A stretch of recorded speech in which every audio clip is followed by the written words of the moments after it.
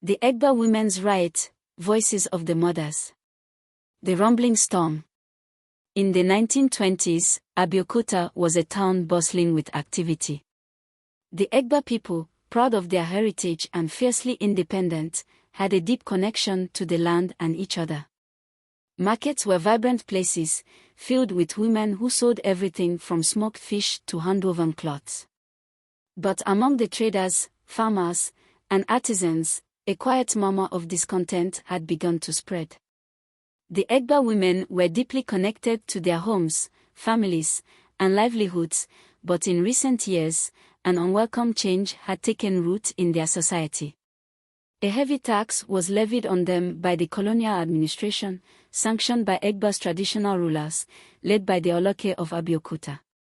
This tax weighed heavily on their shoulders.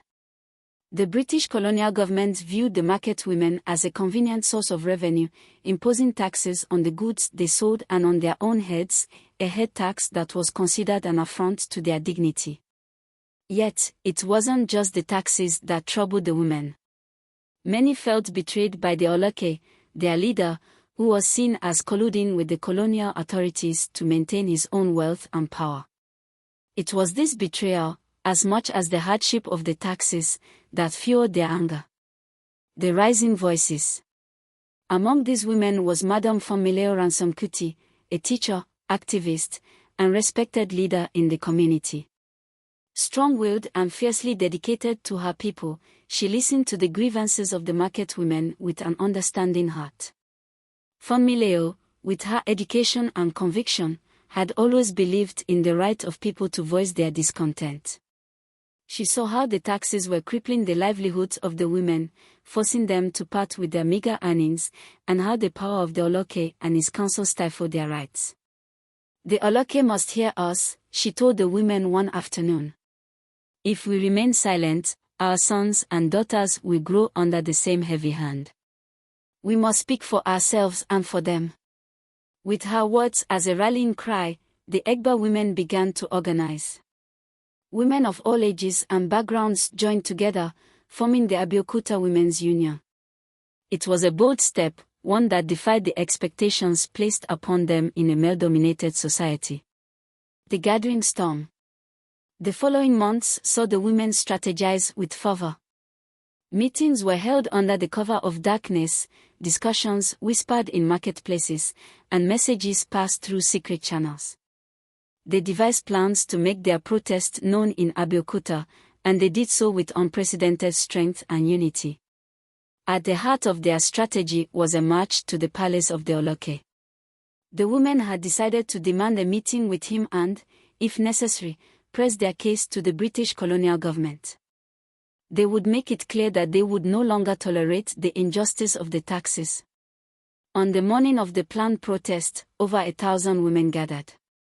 They wore white wrappers and head ties as symbols of peace, yet the determined expressions on their faces spoke of their readiness for battle.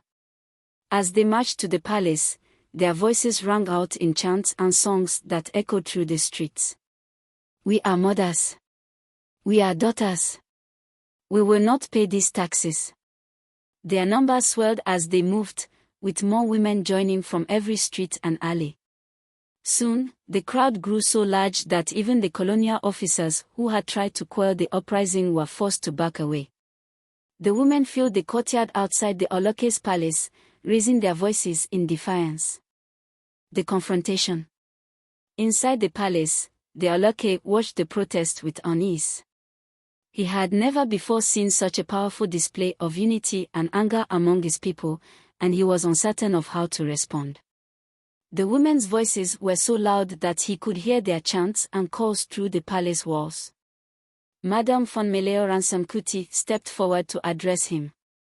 She spoke calmly but with a firm resolve, reminding him of his duty to protect his people, not exploit them.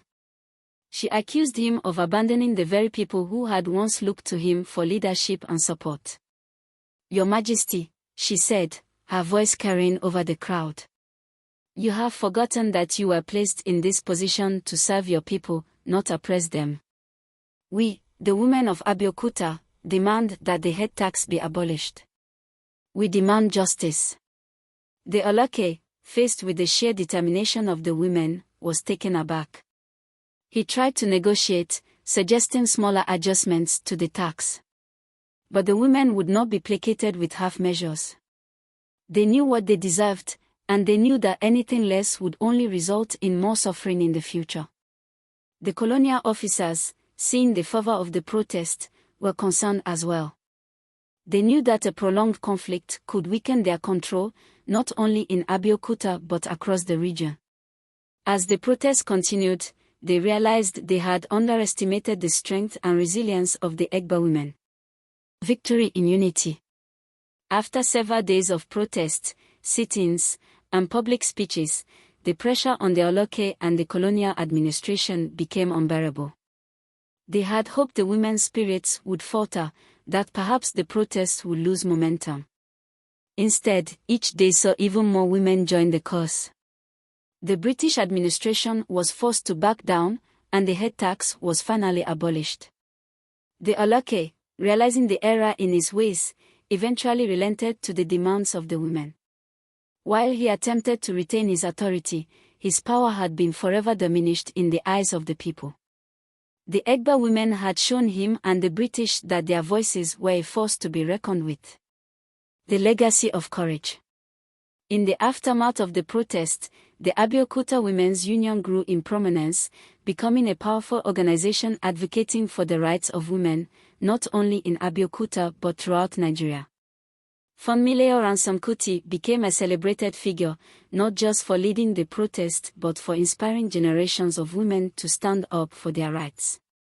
The legacy of the Egba women's riot lived on, a powerful reminder of what could be achieved when people stood together for justice. The women of Abeokuta had proven that they were more than mothers, sisters, and wives. They were leaders, activists, and warriors in their own right. Through their courage, they had etched their names in history, showing that no force, no matter how strong, could silence the voices of those who sought freedom and fairness. The Egba women's riot was more than a protest. It was a testament to the power of unity, resilience, and the unbreakable spirit of the women who dared to rise.